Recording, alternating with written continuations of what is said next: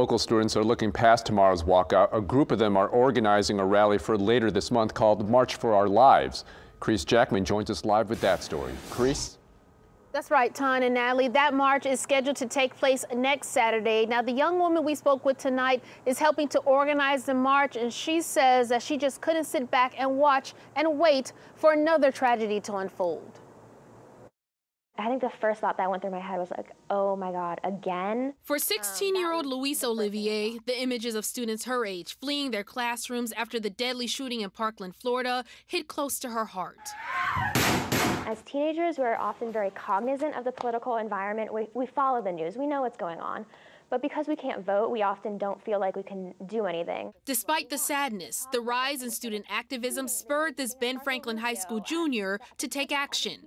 It's not being addressed the way we want it to by lawmakers, by corporations who sell guns and who work with organizations that sell guns.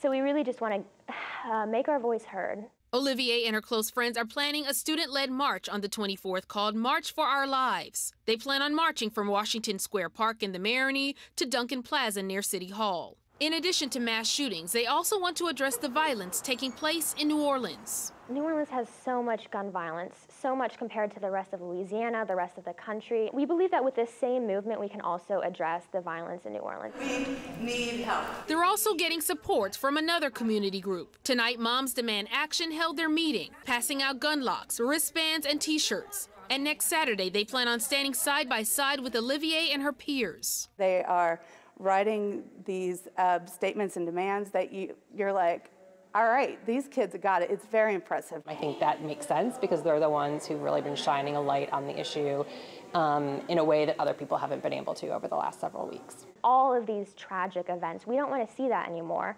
And we have power in numbers. Now, Olivier tells me that she also wants to shed light on gun restrictions in hopes that this march will shed light on not only that, but also toughen laws here in the state of Louisiana. Reporting live in the French Quarter, I'm Chris Jackman, Eyewitness News.